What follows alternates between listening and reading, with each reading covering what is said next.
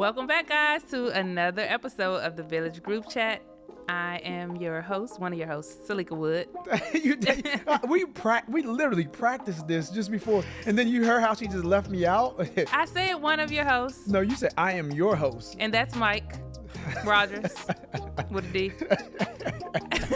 You see what I got to deal with, man. You want to introduce yourself? But yes, I will. Okay. Thank you. I'll take this. Mike Rodgers. If you wanted my full name, Michael James Rodgers. Okay, Michael James. What's funny is, what's interesting is all of my siblings, including my dad, our middle name is all the same, James. Really? Yeah. That sounds like a Rodgers thing to do. That does not surprise me. This just gets better and better. Do you know the amount of just like material you give me each week? To talk to your mom about and your dad about when I see them in church. I always have something new to ask them about. Well, you can ask him about that. I'm gonna see if your dad will let me if he bets me any amount of money. If I guess this middle name, can we just get focused? Okay, can we just get sorry. focused? All right, because we're here not for us in our conversations, but we're here to provide hope, encouragement, and practical tips as we navigate our family's journey. And I know we've been moving at such a high pace around our organization, around our lives. I just want to take a moment to check in, share what's happening currently in your life. You should tell us what's happening in your life because lots has been going on. Oh, it's it is a lot. Yeah. You know, from moving to trying to rent out our former home. Kids just growing up. Son started 4th grade. He literally has 5th grade. It's just 4th and 5th grade. Then he's gonna be a middle schooler. Yes. Oh, man, it's not that I'm not ready for it. I'm just surprised. I literally remember when he was just in my arms, you know, and then as he was 1.5, 2 years old, and my daughter who's 7 now, I'm just blown away. Yeah, it doesn't wait. Like time just goes by so quickly. For me, same thing. Well, we haven't moved, but we are the kids are back in school, so that's a plus. My husband and I went to Guatemala recently. That was amazing. Nice. We went to Miami and Guatemala actually, but that was great. While we were there, my oldest daughter, it was just he and I who went to Guatemala. But while she was here, she broke her ankle. Oh. That was a whole thing. Right before she's in her second year of college, so right before. It was time for her to go back to school, but thankfully they moved all her classes online for this semester, so we don't have to worry about her hobbling around the campus. But just like regular family stuff been going on. I'm not complaining though, because I don't need too much movement or incident. Yeah. No, that's real. I feel like the older we get, the slower we want certain things to go. Yes. But more of appreciation just for those moments where it's not just hugely crazy or busy. Yeah. I appreciate you sharing that. You're welcome. Again, let's getting to know you. Yeah. This is the opportunity for our listeners to know us as hosts. And you came up with this, so I'm proud of you, because normally I'm the one who's throwing monkey wrenches in there. You ain't have to put all that out there to our listeners. We're a team. Okay. You know. Okay. So what's the question? Here's the question. You've heard of the term residential expert. Resident expert. Sort of like specialists in a particular field of interest. If you had to give a lecture on something, what would it be? Of course, I feel like parenting. I could. I have 19 years of experience with parenting, almost 20 actually, with parenting. So I wouldn't look at it as a lecture, but I definitely have some type of I have a journey to share that I will feel confident sharing. And cleaning. I could definitely do a lecture on cleaning, how to clean properly. That was true. I mean, that was a little tension there. You said that real quick. Yes. You serious when it comes to... Yeah, I love especially cleaning hacks and things like that. And it's crazy. My family always make fun of me.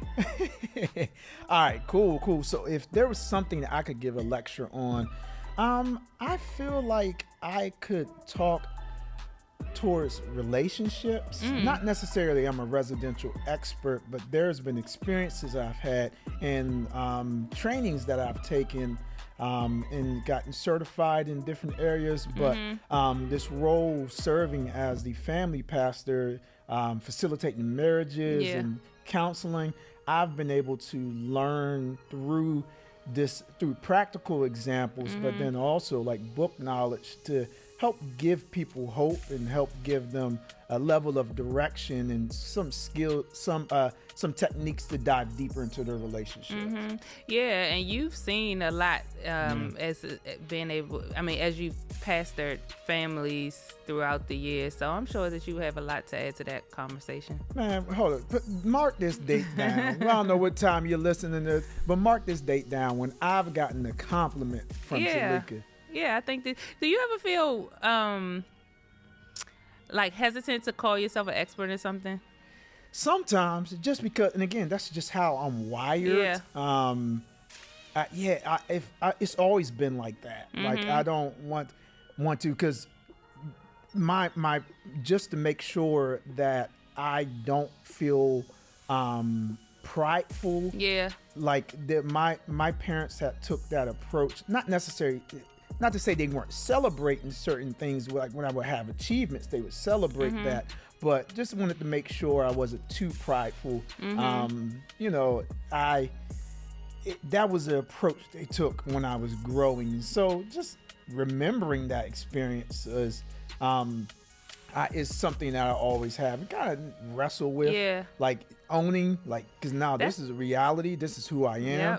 This is what I'm why. Or is this by me embracing that, is it becoming prideful? So it is a. No, I feel you. I know exactly what you feel, because I felt even like I don't know. At first I wasn't going to say that mine would have been parenting, because I'm just kind of like, but I think I'm pretty good at it. So it's like, I was like, I wonder if that's like is that kind of like imposter syndrome? You know, like when you really know something about yourself and you're confident in it, but you kind of like, I don't want to seem like I'm bragging or I'm not humble about it. So you kind of dial it back. But I'm going to confidently say I could lecture. Sure, I follow you on Instagram. Yes, you do. And if anybody wants to follow you, you felt that plug. Yes, that was a good plug. That was good. That was a nice transition.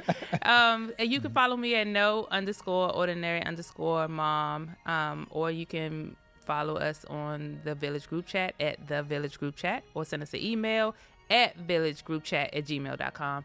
How can people find you if for some strange reason they looking for you? Mike J. Rodgers 1. And you already told me before, I don't have to spell it out. D. Just know that it's with the D, guys. That's it. Thank you for sharing that. And it's funny because, we've talked about our parents and a little bit about our experience, but this we talked a lot about our experience. What are you talking about? Well, kind of with just starting with the episode, more referring to that.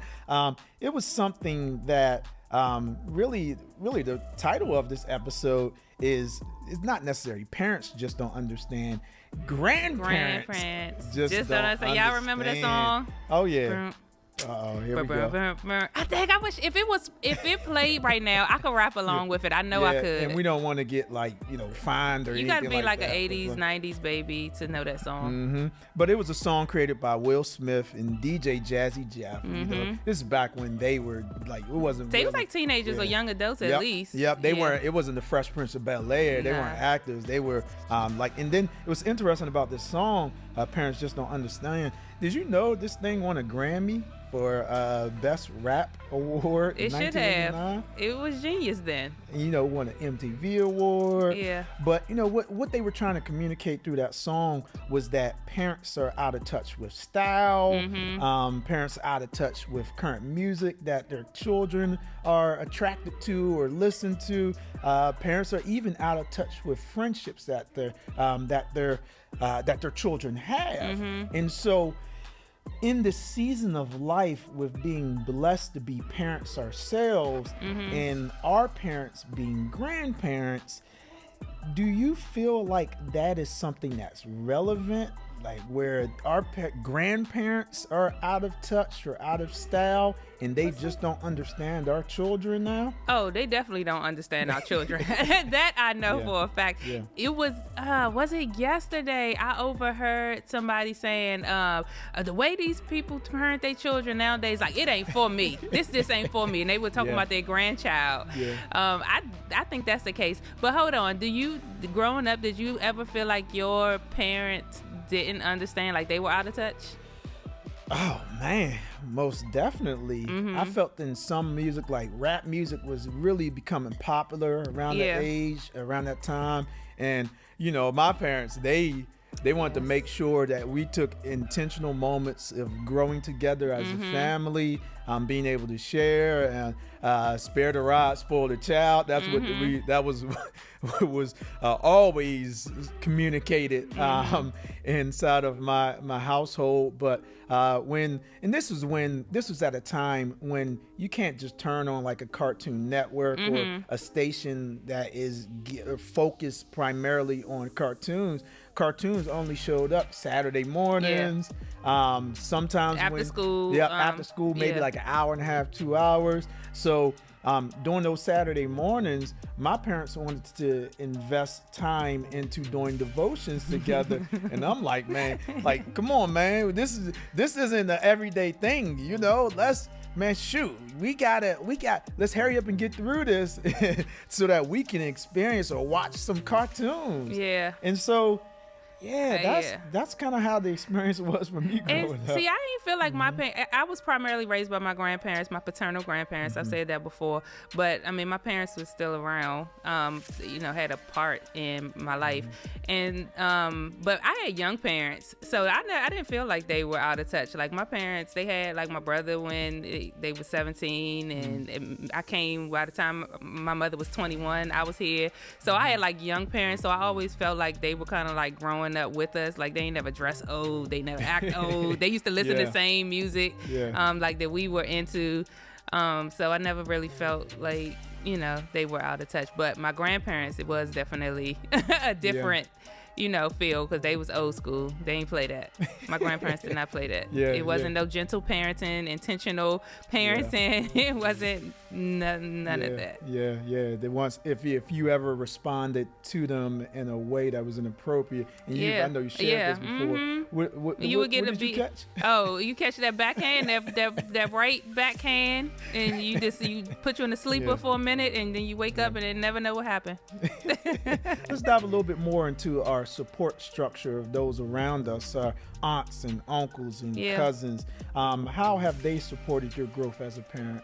Oh yeah, my aunt and my uncle are they actually, I mean, obviously my parents are my children's grandparents, and they have a role, but my aunt and uncle, like, they're like grandparents too. They were like parents to me, and they are like grandparents to my children, and I'm thankful just to have their support, especially like when my kids were much younger.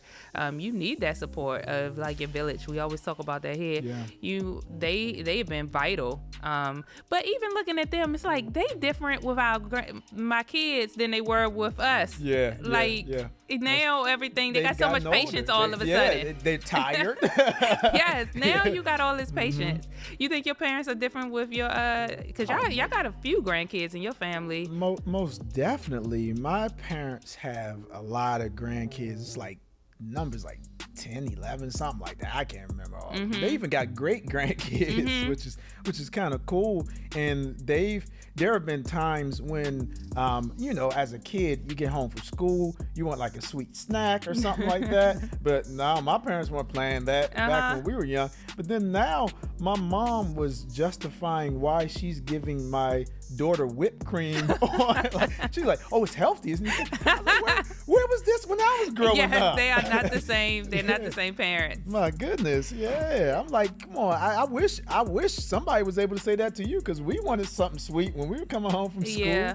Not to say we never got it, but just they are more gracious towards my kids. Yeah. They're even from the approach to conversations and just it's something different when you're able to see the next generation growing up. I believe they're appreciative of it. Yeah. How do you respond though when, because I'm sure the way that, do you ever get judgment on the way that you choose to raise your kids because you know that that's different? I mean, judgment from them because it's different than what you kind of, what they think should happen. Definitely. I'm appreciative of our interactions, but I want to make sure that we are aligned. Yeah. Like if my kids are going over to your house to spend the night, or we're appreciative and grateful that you're going to take them to give us, my wife and I, a moment of time to focus on our relationship, or handle something important that you're going to take them. Now I'm honored that we can even send them over to your house, but let us be on the same page. How do you navigate that though? That convection, like in a practical way. In a practical way? Yeah, in a practical way. I mean, because I haven't had that experience where I really had to check, I don't want to say check my parents, to say, like, don't talk to my kid that way, or, whatever. But I'm sure that you have probably had to have conversations. Like, what would be a practical way to just kind of set boundaries? Not doing it in the heat of a moment. If something just happened, taking a moment to decompress. Now, again, at some point in time, you're going to have to address it. But in the heat of things, that's when you're liable to say something that you're going to regret, or do something that you're going to regret. So we've literally scheduled time to come back and talk about something. That's good. When I was dealing with my health crisis, and they were trying to figure out how they could support both me and my wife, we literally scheduled a moment and we walked through, hey, here how things were before, but here's the support that we need moving forward. And we always wanted to honor them, and we were appreciative of it, but we just had to say, hey, here's some things that this what you ain't gonna do. this is what we do at our house. Yes. We would so much appreciate it if when they get to your house, because we understand and we value your input, if you can remember to say things this way or do things. And then it is, the goal wasn't to be 100% perfect 100% of the time, but at least be able to have that open line of communication is important. No, I agree with that. Actually, after you said that, I did think about a time where or maybe a couple times where I've had to say something. My husband and I had spoken to one of the grandparents just about, just how they spoke to, the kids, and how we didn't think that was acceptable. Like, basically, don't do that no more. But it's just being honest and being able to just know, like, these are your children, and everybody won't agree with the choices that you make for them, but you do want people who are going to support you with the choices that you decide. They may not agree, but that's different from just going in the complete opposite direction. And definitely. Now, if there's something that their life is in danger with, I believe I want to make sure my parents are more apt to say, hey, no, well, I want to keep you safe. But again, like your daily interactions and basis of how you do things inside of your household, I believe it's important to be on one accord. It's important to be unified, because them little jokers will try any and everything to take advantage of that tension or that disunity. And I know this episode is called Grandparents Just Don't Understand, but there is, all jokes aside, there is so much value in having grandparents be present, and even them imparting their wisdom. We might not have agreed with everything that they did with us growing up, but it's just kind of like a situation where you eat the meat and throw away the bones. Like that, it wasn't all bad. Like, you can take something good from every situation, and I think that it's good to have their wisdom, be able to talk to them about maybe some certain things that you experience in your parenting journey that they may be able to help you with. That doesn't mean that you're going to do everything that they suggest or say or that they did, but there is some value in their experiences. I 100% agree with that. And even just the season of life that I'm in and that they are in, like, I'm enjoying the moments when I'm able to go out with my dad and ask him questions, and he's talking about so many different things. It helps me see that he is happy with the season of life that he's in. And there was stagnativity versus generativity, something like that. Stagnation versus generativity. Like when individuals feel like they have not left a positive deposit in this world, they become stuck and they become grumpy old adults or grumpy people. But when they feel like they've had a positive impact on the world, it's an opportunity for them to feel happy about their season of life that they're in. Go on vacations and my dad's big on investments and investing, and so it's cool seeing him and my dad and my mom in the season that they're in and the interactions that they're having with my kids too. Yeah, that's cool. And Dag, it was something that you said that I had wanted to make mention of. See, that's why I take notes. I know, and I always make fun of you about that. Because you hit 40 recently. Dang. So, I mean, I can't even remember now when you were talking about their life, their season of life that they're in now. Yeah.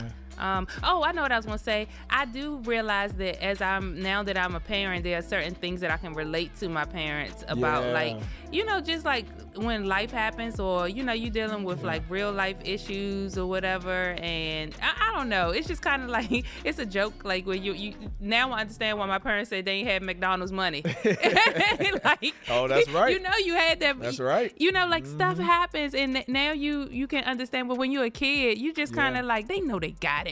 Yep. Because you don't see the big picture. Yes. But there's now being a parent, there's more appreciation. You see the bigger picture. Yep. Of them protecting me in certain circumstances and certain experiences. Now my dad, there was sometimes little extremes, but I'll never forget when he wanted to block out cursing from movies that we were watching. What would he do? He would take the VHS tape and he would stick it inside of the VCR, and then when they were about to cuss, he would hit record, and basically when we go back to watch the movie, like it was I remember Batman and they were about to say the D word, and then all of a sudden you see like this recording and static being blocked out, and it would be like recorded for about 5 minutes, and then it finally pops back on. He would have missed everything that was that they said or the experience that was happening in the movie, but out of appreciation and just to make sure that he's watching what we're watching, out of protection for us. That was something that he would do. Right. I think that's like what he did was like majorly wild. But I understand. No, but it like shows you the lengths that he would go through to make sure that your mind was protected, and this like that you had some discretion, that he had discretion over what it is that you were exposed to. So I love that. I feel like it's the meaning behind it more than actually what he was going through to do it. But the fact that he would go to those lengths, like that just shows you just how much, just how important it was to him. Yeah, that's real. They bring value, so much value. They brought value to me. Our parents bring value to us. And so I believe it's important that we're allowing them a level of exposure for our kids too. That's dope. So grandparents actually do understand sometimes. Anything you could share with our listeners, weekly motivation, before we conclude this episode, what would you say? I probably would just encourage to heal any relationships that you may have that may not be where you want them to be. I know it's a lot of relationships that are tarnished, like parent-child relationships that are tarnished, that kind of carries over into the grandchildren, and they aren't able to have the relationship with their grandparents that maybe you hoped or desired. But I would encourage them to just kind of explore that and look into healing that relationship so that it doesn't bleed over into the next generation. And I was trying to pick my words wisely while I was saying that, so I hope it came across right. Basically pursuing forgiveness. Or peace. None of us are perfect. Maybe peace of, and even being a parent now, it helps me look back at how I was parented, and I'm appreciative of it, but I understand now, you know. Now, does that mean I have to handle things exactly the way my parents handle things? No, but you know, it gives me a level of appreciation for them. Yeah. And there were some experiences or some things that I had, and especially growing up in the early 80s and 90s, that's why I have a counselor. I can connect with somebody who can help me navigate and better understand my childhood and my past, and really for me to be able to grow through that process, so that I'm not intentionally doing things that's going to impact my children. Yeah. So hopefully you won't be the old grumpy granddad. Man, you get your kids get older. We all have seen it before. Yes. But yeah. So the takeaway is grandparents add value to most grandparents. I ain't gonna say all of them. I just can't do it. But grandparents do add value to, I mean, our lives and our children's lives. And I pray for every relationship, every family that's listening to this right now. I don't know why I feel led to just, Why don't you go ahead and lead us in prayer? No, I'm do you want me to? I was about to say, you want me to? If you want to. No, but I just know that I am praying for every family, every person who hears this, and especially the families that may just not be on, one accord. Most definitely. I pray for us too. Yeah. You know. Especially when you pray for him twice. You see, you pray for me twice because I'm co-partners with this person. But no, keep us lifted, and we'll definitely keep it. And we would love to be able to connect with you. Yes. Share ways that we can pray. Like our parents are getting older. We're getting older, but also our parents are getting older. So it's the reality is that we're not going to be on this earth for the rest of our lives. So how could we heal some of those relationships, but also how can we help support our parents as they get older, the season of life that they're in? Yeah. So you guys, if you want to email us and give us any feedback, you can email us at Village Group Chat, or connect with us on IG at The Village Group Chat. And my personal Instagram is no_ordinary_mom. And mine is Mike J. Rodgers 1 with a D. We hope y'all enjoyed this episode and were able to read between the lines. Yeah. We love y'all for real. And then too, we are on YouTube too. So if you want to like physically see these interactions, and these little cows or these little looks you be giving me when I say something, this you can really see how this interaction is. Okay, it's time to go. We love you guys. Talk to you next week. We'll see y'all next time. Bye.